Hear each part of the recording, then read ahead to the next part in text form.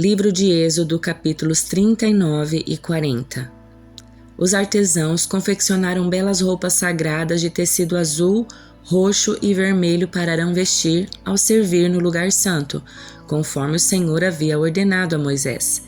Bezalel fez o colete sacerdotal de linho finamente tecido e bordou-o usando fios de ouro e fios de tecido azul, roxo e vermelho. Para fazer os fios de ouro, bateu o metal até formar lâminas finas e as cortou em fios. Com grande habilidade e cuidado, bordou os fios de ouro no linho fino, com fios de tecido azul, roxo e vermelho. O colete sacerdotal tinha 2 peças unidas nos ombros por 2 ombreiras. O cinturão decorativo era feito dos mesmos materiais: linho finamente tecido, bordado com fios de ouro e fios de tecido azul, roxo e vermelho, conforme o Senhor havia ordenado a Moisés. 2 pedras de ônix foram presas em suportes de filigranas de ouro. Nas pedras tinham sido gravados os nomes das tribos de Israel, da mesma forma que se grava um selo. Bezalel prendeu as pedras às ombreiras do colete como recordação de que o sacerdote representa os israelitas. Tudo isso feito conforme o Senhor havia ordenado a Moisés. Bezalel fez o peitoral com grande habilidade e cuidado. Confeccionou-o de modo que combinasse com o colete sacerdotal, usando linho finamente tecido, bordado com ouro e com fios de tecido azul, roxo e vermelho. Fez o peitoral de uma só peça dobrada do tecido, formando um bolso quadrado com 22,5 cm de lado. Fixou no peitoral 4 fileiras de pedras preciosas. A primeira fileira tinha um rubi, um topázio e um berilo. A segunda fileira era composta de uma turquesa, uma safira e uma esmeralda. A terceira fileira era composta de um jacinto, uma ágata e uma ametista. A quarta fileira, um crisólito, um ônix e um jaspe. Todas essas pedras eram presas a suportes de filigranas e ouro. Cada pedra representava um dos 12 filhos de Israel e trazia gravado o nome da tribo correspondente, como em um selo. Para prender o peitoral ao colete sacerdotal, fizeram correntes de fios trançados de ouro puro. Fizeram também 2 suportes de filigranas de ouro e 2 argolas de ouro que foram presas aos cantos superiores do peitoral. Amarraram as 2 correntes de ouro nas 2 argolas do peitoral. Amarraram as outras pontas das correntes aos suportes de filigrana de ouro sobre as ombreiras do colete. Em seguida, fizeram mais 2 argolas de ouro e prenderam as bordas interiores do peitoral junto ao colete. Fizeram outras 2 argolas de ouro e as prenderam à parte de frente do colete, abaixo das ombreiras e logo acima do nó que amarrava o cinturão decorativo ao colete. Prenderam as argolas inferiores do peitoral às argolas do colete com cordões azuis para que o peitoral ficasse firmemente preso ao colete acima do cinturão. Tudo isso foi feito conforme o Senhor havia ordenado a Moisés. Bezalel fez de uma só peça de tecido azul o manto que é usado com o colete sacerdotal, com uma abertura no meio da peça para a cabeça de Arão. A abertura foi reforçada com uma argola para que não se rasgasse. Fizeram romãs de fios de tecido azul, roxo e vermelho, as prenderam à borda do manto. Fizeram também sinos de ouro puro e os prenderam entre as romãs à borda do manto, intercalando sinos e romãs por toda a volta da borda. Esse manto deveria ser usado sempre que o sacerdote realizasse seu serviço, conforme o Senhor havia ordenado a Moisés. Confeccionaram para Arão e seus filhos túnicas de linho fino. O turbante especial e os outros turbantes também foram confeccionados de linho fino e as roupas de baixo foram feitas de linho finamente tecido. Os cinturões foram feitos de linho finamente tecido e bordados com fios de tecido azul, roxo e vermelho, conforme o Senhor havia ordenado a Moisés. Fizeram de ouro puro a tiara sagrada com um emblema de santidade.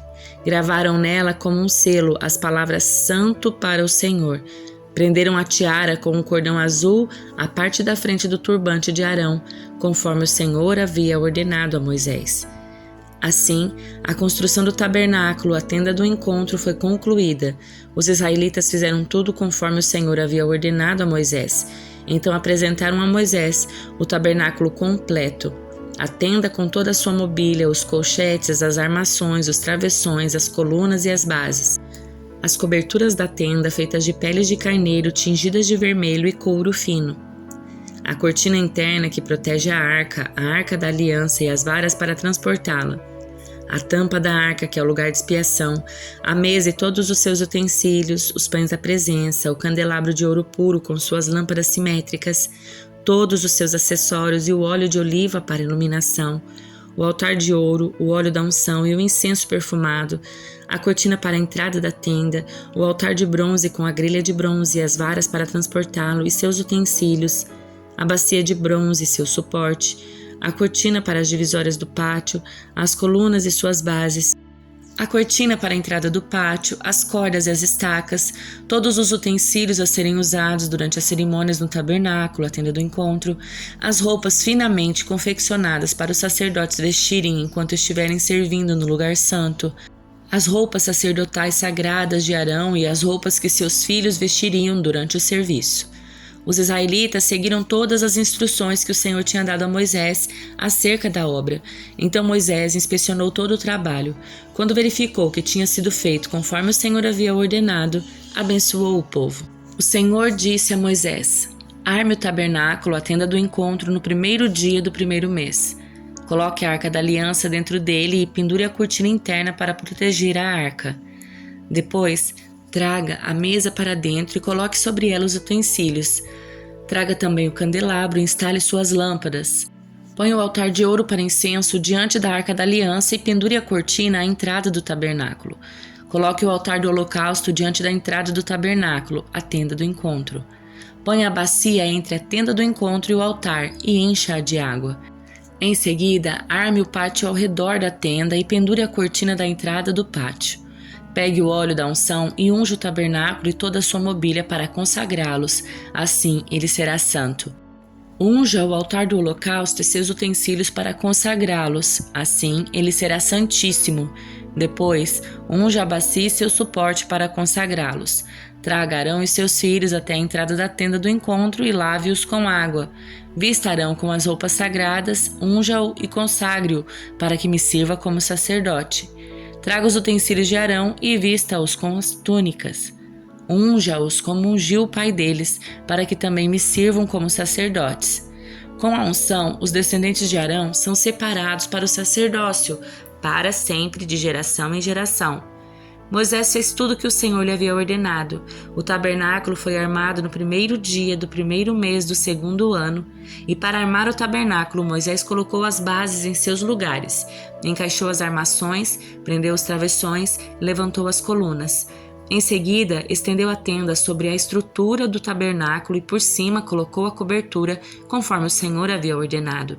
Pegou as tábuas da aliança e as colocou dentro da arca. Prendeu a arca às varas para transportá-la e a cobriu com a tampa, o lugar de expiação. Depois, trouxe a arca da aliança para dentro da tenda do encontro e pendurou a cortina interna que a protegia, conforme o Senhor havia ordenado. Em seguida, Moisés colocou a mesa da tenda do encontro do lado norte do lugar santo, do lado de fora da cortina interna. Arrumou sobre a mesa os pães da presença diante do Senhor, conforme o Senhor havia ordenado. Pôs o candelabro dentro da tenda do encontro, em frente à mesa, do lado sul do lugar santo. Acendeu as lâmpadas na presença do Senhor, conforme o Senhor havia ordenado. Colocou também o altar de ouro para o incenso na tenda do encontro, diante da cortina interna, e queimou sobre ele incenso perfumado, conforme o Senhor havia ordenado. Pendurou a cortina à entrada do tabernáculo e colocou o altar do holocausto perto da entrada do tabernáculo, a tenda do encontro. Apresentou sobre o altar um holocausto e uma oferta de cereal, conforme o Senhor havia ordenado. Em seguida, Moisés colocou a bacia entre a tenda do encontro e o altar e encheu-a de água para que os sacerdotes pudessem se lavar. Moisés, Arão e os filhos de Arão usavam a água da bacia para lavar as mãos e os pés. Lavavam-se cada vez que se aproximavam do altar e entravam na tenda do encontro conforme o Senhor havia ordenado. Moisés pendurou as cortinas que cercavam o pátio ao redor do tabernáculo e do altar e colocou a cortina à entrada do pátio. Assim, Moisés finalmente terminou o trabalho. Então a nuvem cobriu a tenda do encontro e a glória do Senhor encheu o tabernáculo. Moisés não podia mais entrar na tenda do encontro, pois a nuvem estava sobre ela e a glória do Senhor a enchia. Sempre que a nuvem se levantava de cima do tabernáculo, os israelitas seguiam viagem. Mas se a nuvem não se levantava, permaneciam onde estavam até a nuvem se elevar. Durante o dia, a nuvem do Senhor pairava no ar acima do tabernáculo, e à noite fogo ardia dentro da nuvem, de modo que todo o povo de Israel podia vê-la. E isso ocorreu ao longo de todas as jornadas dos israelitas. Salmo de número 23. Salmo de Davi. O Senhor é meu pastor e nada me faltará. Ele me faz repousar em verdes pastos e me leva para junto de riachos tranquilos. Renova minhas forças e me guia pelos caminhos da justiça. Assim ele honra seu nome. Mesmo quando eu andar pelo escuro vale da morte, não terei medo, pois tu estás ao meu lado. Tua vara e teu cajado me protegem. Preparas um banquete para mim na presença dos meus inimigos. Unges a minha cabeça com óleo. Meu cálice transborda. Certamente a bondade e o amor me seguirão todos os dias da minha vida, e viverei na casa do Senhor para sempre. Evangelho de Lucas, capítulo 1. Muitos se propuseram a escrever uma narração dos acontecimentos que se cumpriram entre nós. Usaram os relatos que nos foram transmitidos por aqueles que desde o princípio foram testemunhas oculares e servos da palavra. Depois de investigar tudo detalhadamente desde o início, também decidi escrever-lhe um relato preciso, excelentíssimo Teófilo, para que tenha plena certeza de tudo o que lhe foi ensinado. Quando Herodes era rei da Judéia, havia um sacerdote chamado Zacarias, que fazia parte do grupo sacerdotal de Abias. Sua esposa Isabel também pertencia à linhagem sacerdotal de Arão. Zacarias e Isabel eram justos aos olhos de Deus e obedeciam cuidadosamente a todos os mandamentos e estatutos do Senhor. Não tinham filhos, pois Isabel era estéril e ambos já estavam bem velhos. Certo dia, Zacarias estava servindo diante de Deus no templo, pois seu grupo realizava o trabalho sacerdotal conforme a escala. Foi escolhido por sorteio, como era costume dos sacerdotes, para entrar no santuário do Senhor e queimar incenso. Enquanto o incenso era queimado, uma grande multidão orava do lado de fora. Então um anjo do Senhor lhe apareceu à direita do altar de incenso. Ao vê-lo, Zacarias ficou muito abalado e assustado. O anjo, porém, lhe disse: Não tenha medo, Zacarias. Sua oração foi ouvida. Isabel, sua esposa, lhe dará um filho e você o chamará João. Você terá grande satisfação e alegria, e muitos se alegrarão com o nascimento do menino, pois ele será grande aos olhos do Senhor. Nunca tomará vinho nem outra bebida forte. Será cheio do Espírito Santo antes mesmo de nascer. Fará muitos israelitas voltarem ao Senhor seu Deus. Será um homem com o espírito e o poder de Elias e preparará o povo para a vinda do Senhor. Fará o coração dos pais voltar para os seus filhos e levará os rebeldes a aceitarem a sabedoria dos justos. Zacarias disse ao anjo: Como posso ter certeza de que isso acontecerá? Já sou velho, minha mulher também é de idade avançada. O anjo respondeu: Sou Gabriel e estou sempre na presença de Deus. Foi ele quem me enviou para lhe trazer estas boas novas. Agora, porém, você ficará mudo até os dias em que essas coisas acontecerão, pois não acreditou em minhas palavras que se cumprirão no devido tempo. Enquanto isso, o povo esperava Zacarias sair do santuário e se perguntava por que ele demorava tanto. Quando finalmente saiu, não conseguia falar com eles e perceberam por seus gestos e seu silêncio que ele havia tido uma visão no santuário. Ao fim dos seus dias de serviço no templo, Zacarias voltou para casa. Pouco tempo depois, sua esposa Isabel engravidou e não saiu de casa por 5 meses. Como o Senhor foi bom para mim em minha velhice, exclamou ela. Tirou de mim a humilhação pública de não ter filhos. No 6º mês da gestação de Isabel, Deus enviou o anjo Gabriel a Nazaré, uma cidade da Galileia, a uma virgem de nome Maria. Ela estava prometida em casamento a um homem chamado José, descendente do rei Davi. Gabriel apareceu a ela e lhe disse: Alegre-se, mulher favorecida, o Senhor está com você. Confusa, Maria tentou imaginar o que o anjo quis dizer.